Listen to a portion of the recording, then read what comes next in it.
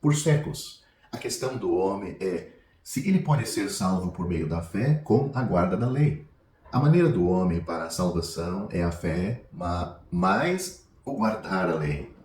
A Bíblia dedica muito tempo para tratar desta questão, pois esse problema não é de hoje. Visto que o homem presta muita atenção à lei, a Bíblia dedica 2 livros para tratar desse problema. Os 2 livros são Romanos e Gálatas. Temos de conhecer o motivo pelo qual Deus deu a lei. Deus deu a lei aos israelitas não para que guardassem, mas para expor seus pecados. Originalmente, os israelitas tinham pecados, mas estes não se haviam tornado transgressões. De Adão a Moisés, o homem tinha pecados, mas não tinha qualquer transgressão. É isto que Paulo explica em Romanos capítulo 5, versículo 14. Deus deu a lei para tornar os pecados do homem em transgressão. Leia Romanos capítulo 5, versículo 13 e o versículo 20. Como foram os pecados do homem transformados em transgressões? Suponha que haja uma pessoa que tem a disposição e o temperamento de caminhar de um lado para o outro, do lado de fora da casa. Todos os dias ele faz isso. É algo que ele gosta de fazer. Ele tem de fazer isso todos os dias, todas as semanas, todos os meses e todos os anos. Ninguém consegue explicar por que ele faz isso.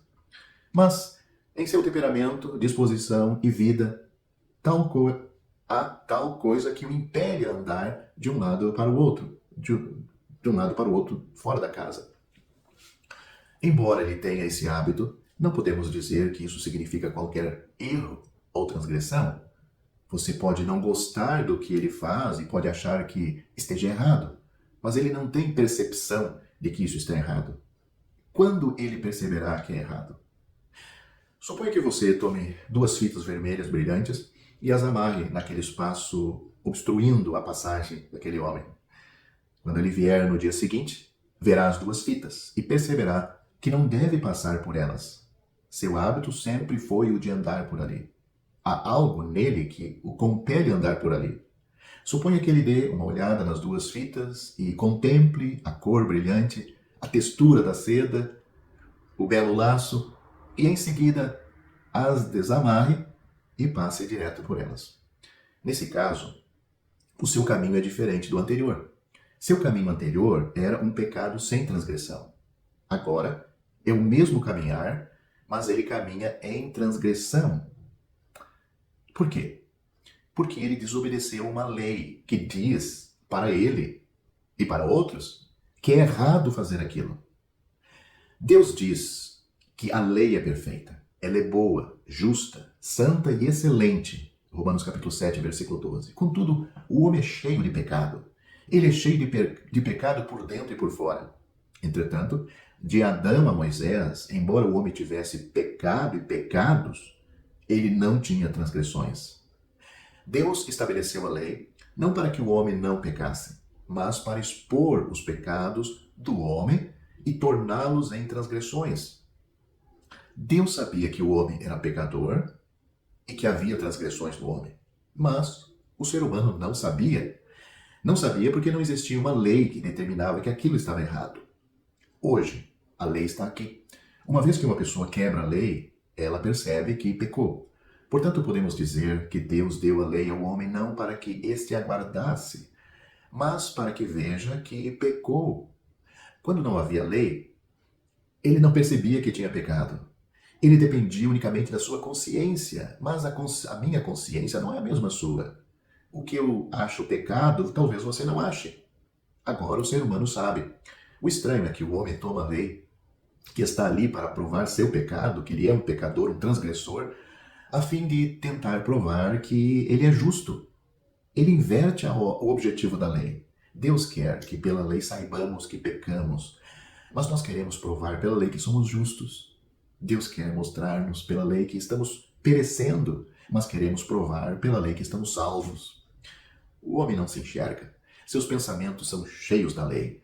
Ele não vê que é corrompido interiormente e que não consegue guardar a lei. A carne do homem não consegue guardar a lei de Deus. A carne do homem não se submeterá à lei de Deus. Entretanto, o homem ainda quer procurar justiça na lei e ganhar vida por meio dela. Deus usa a lei para mostrar ao homem que ele está desamparado e que necessita receber a salvação. Mas, quando ele vê as ordenanças, tenta obter um pouco de justiça por meio dela e ser salvo. Romanos capítulo 3, versículo 19 diz o seguinte: Ora, sabemos que tudo o que a lei diz, aos que vivem na lei o diz, para que se cale toda a boca e todo mundo seja culpável perante Deus. Este versículo diz que a lei foi dada com o fim de calar toda a boca, para que ninguém possa dizer qualquer coisa, e para que todos estejam sujeitos ao julgamento de Deus.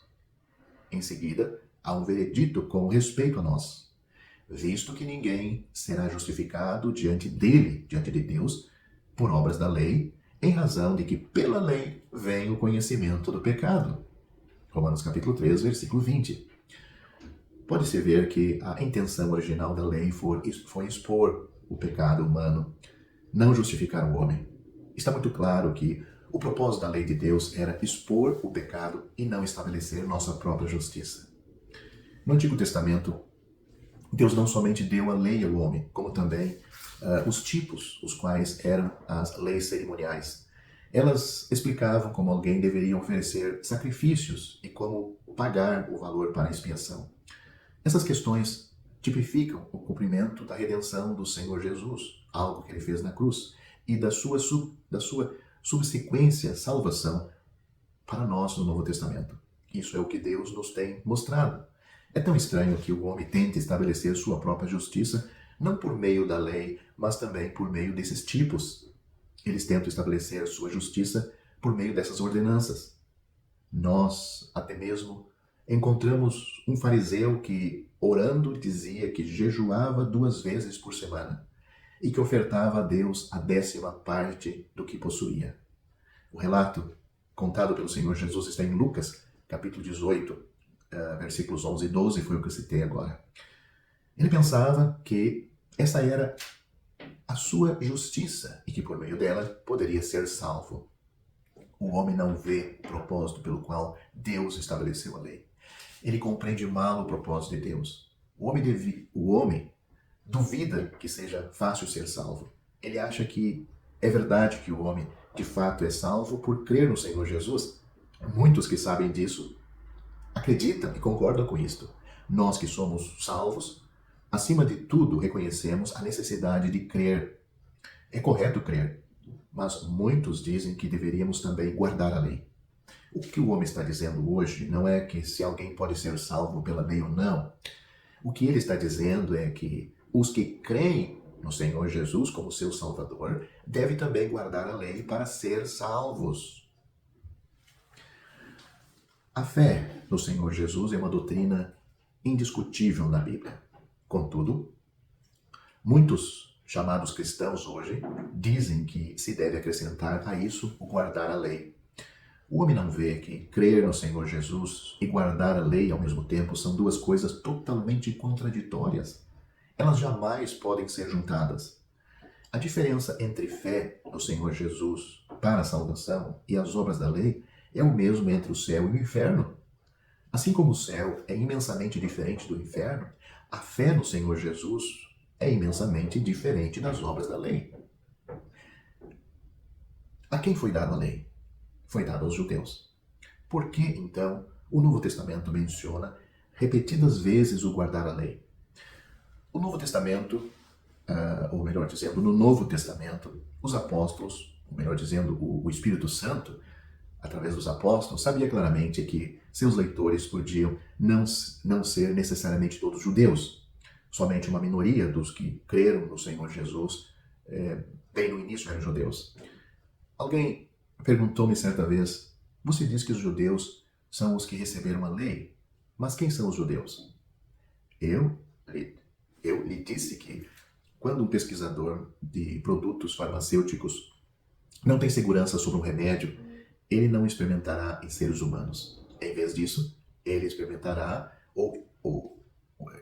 ele primeiramente o injetará, vai experimentar esse remédio, ele vai injetar em porquinhos da Índia.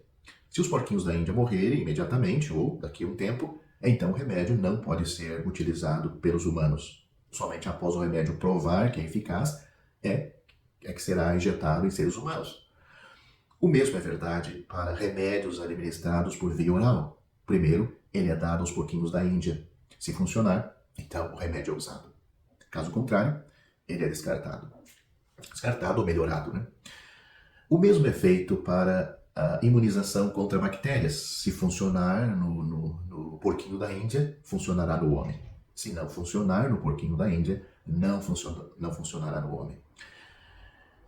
Eu diria, de modo muito respeitoso, o mais respeitoso possível, que os judeus, para quem o Senhor deu a lei, eles estavam no laboratório de Deus.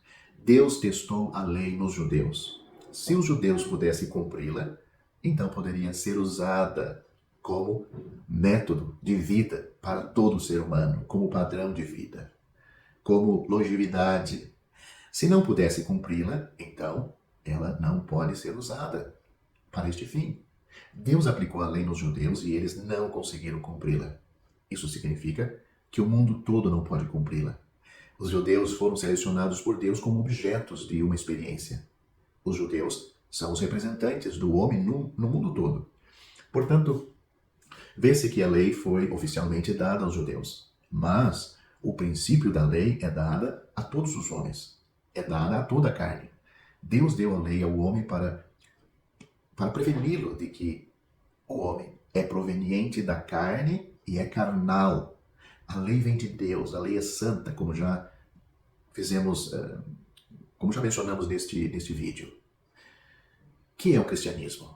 O cristianismo não diz aos filhos de Adão que façam o bem. Isso não é o cristianismo. O cristianismo diz que Adão está crucificado e eliminado e que a raça adâmica é aniquilada pela cruz do Senhor Jesus.